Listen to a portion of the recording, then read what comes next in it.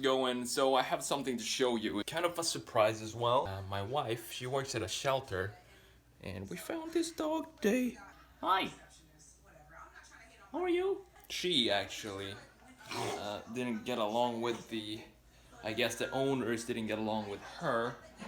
So it was either take her here or she would actually be put down. She's gonna be here for a couple of days, and hopefully we can get someone to adopt her. Right? You wanna get adopted? If you know anybody in the Tampa St. Pete area who wants a dog, she's super friendly and good with cats, as you can see. Granny! So she's super chill, and if you know anybody, let me know. What is up, everybody? It's Baran here with a new sketching video, and I'm just gonna doodle in this video, not really sketch anything in particular, but what I am going to do is I'm going to talk about the journey to becoming a designer and what I'm doing right now, and why, basically the story behind what I studied and what I worked, where I worked, and what I'm doing right now.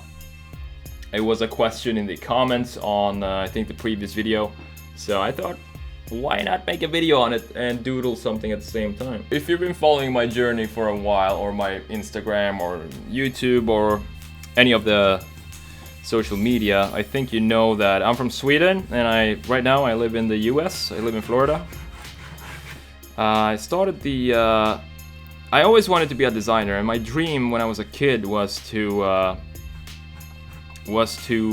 work as a designer, sketch cool stuff next to the beach, and that was my main goal for since I was like 8 years old. That was what I wanted to do. So I started by, I always had a passion for sketching, obviously, because that's what I loved doing. And I thought, how can I make a living sketching stuff?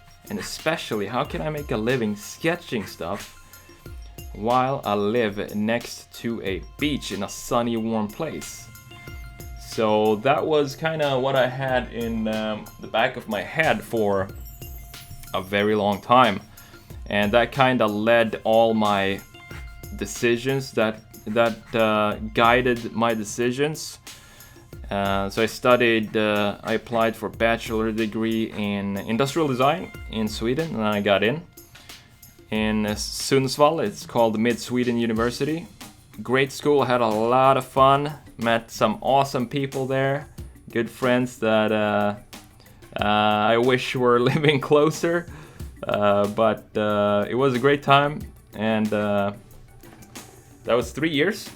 After that, felt like cars are, I love to sketch cars, so maybe I should try becoming a car designer. So that's what I did. I applied to Italy, to SPD, and same thing there. I got in to SPD in Milan, and that was a year of master degree. So that was cool. Got in there, got to sketch some cars. And this is kind of where things started to change for me, because I had this image of what a car designer was, and what you did as a car designer. But that image kind of changed in Italy. Kind of naive image of what I was going to do. I thought I was going to sketch cool cars all day. But obviously that's not how car design works, and if you're a professional car designer, you're probably laughing at me right now, which I totally understand. That was not what I was going to do, so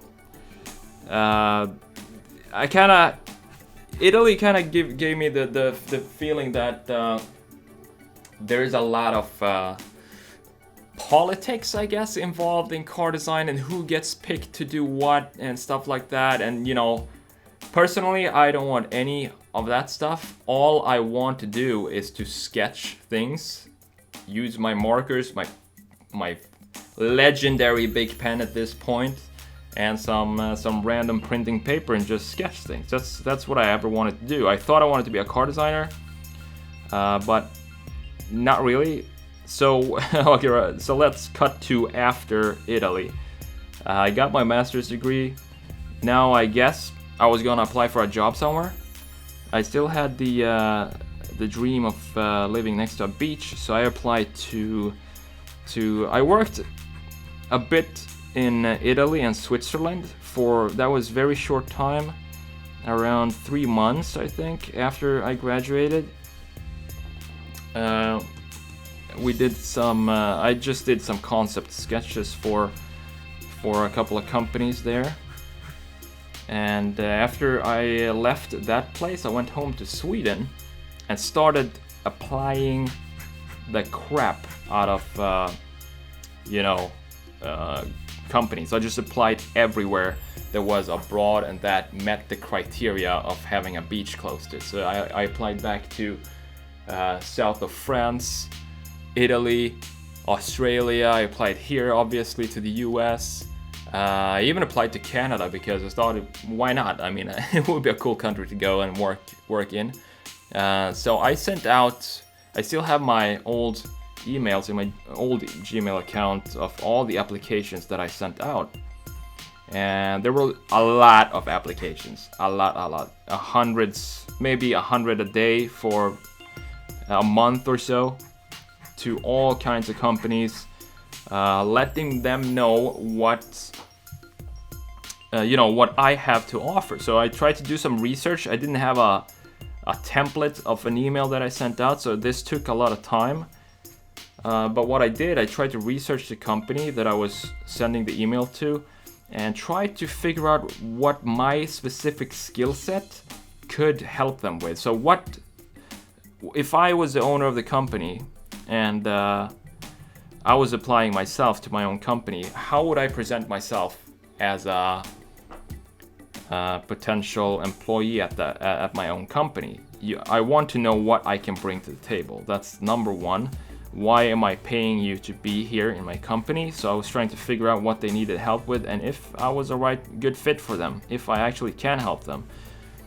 If I knew that I couldn't help them with my skills, I just wouldn't apply. Simple like that. Long story short, I got the job in Florida, moved over here. It was a small design studio. I spent about a year and a half there. I quit that job because I felt something was missing. I went online. I started the SketchMonkey. That's what I wanted to do. I wanted to sketch. I didn't really want to go through an entire project that took 6 months and do sketching for 2 weeks and then just do Rhino and Alias for I don't know how long, months. I just didn't like to do that. And I also felt like the 9-to-5 style of lifestyle is just not something I can do. I don't like to be told when I can do something. I don't like anybody else to have control over my time. That kind of came slowly. That realization, just getting to know myself basically over these years, what I actually want to do. And I didn't know that from start. I thought I wanted to work as a designer, but that was not the case. So fast forward, I got another job in Deerfield Beach, which is close to Fort Lauderdale. And it was a great job, a great workplace. Everything was perfect. I had my car, my Mustang, and everything you can ask for from a job basically. But I still wasn't happy, and I couldn't really figure out why until I realized that either you keep going right now, you're very comfortable. I'm very comfortable at this job, and I can do this for I can stay here and do be comfortable, or I can just go for what it is I really want to do, which is to sketch every day. And what I'm doing right now, like talk with you guys and sketch on a video. This is what I want to do with my time. Like, I love doing this. So I can't do it when I work a 9-to-5. And this is not my only this is definitely not the only thing I do. during my days. I have a couple of online businesses that I started as well, outside of sketching. That doesn't have to do anything to do with design. It's a couple of e-commerce businesses. So I spend my time doing that, and it's going really well at the moment. I'm not, I don't regret anything because I don't like being comfortable. When I feel like I get too comfortable, I know that something has to change, and that's exactly what happened when I quit my job. So I quit my job in August of 2016, and I've been self-employed ever since that day. And I would not change it for anything. So I guess I hope that answered the question that was posted. How did I get here? Or I just wanted to. I don't think I ever told you about the whole story like this before. So I think it's a good idea to do that. And if you want to be a designer, I mean, go for it. Until you're there, you don't really know what you're going to think about it, if you're gonna like it or not. So the only way to do that is to basically, just go ahead and go after it. And then when you're there, you might love it. I don't know. I know a lot of people, a lot of my friends, designer friends, just love their jobs, which is totally cool. Happy for them. It just wasn't for me, and that applies to any job. I just don't like having a job. That's the main, I guess the main issue, or if you want to call it an issue or whatever. But the main thing here. So it's not it doesn't matter where I would work. It's still the thing about owning my own time. That's the most important thing for me. And I don't have to talk to engineers all day, which is great, because I gave engineers a sketch like this, and what happens next? The product gets engineered, which means that basically ruins everything that I want to put in the product. It's either too costly, or they don't have the molds. You can't create the molds to create it, and boring stuff like that I don't really care about, which makes me a bad designer, I know, but that's the whole reason why I quit the design industry and just focus on sketching these days. So that's about it. I mean, I don't know what else to tell you. If you want to know anything else, just let me know. More than happy to talk about anything you want to know. I've kind of done the journey to get from wherever you are right now to becoming a designer. So if you have any questions about that, just let me know. And I'm not sure where I'm going with this sketch. It looks like one of my... This is like this car right here is the template of a 3/4 rear view that I sketch when I don't think about what I'm sketching. Like right now, I didn't even whoa, it's a car here. I didn't even think about sketching when I was sketching this. So I guess this is my default design, and I think you know that because this car is all over my YouTube channel.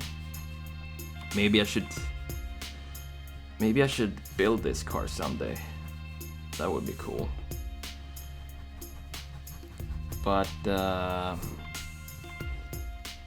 just focus on what you want, because I think it takes some time to get to know what you really want to do. That's not something you know when you're like 18 or 20 and under. I don't think you know really what you want to do, because even if you think you do that, it's going to change. That's about it. Comments below if you have any questions. I'm gonna stop this video right here, and that's about it. Thank you so much for watching. I hope I didn't ramble too much. I don't know, I probably did, but it's alright. I hope you got the points across. Hope to see you next time, and take it easy, guys.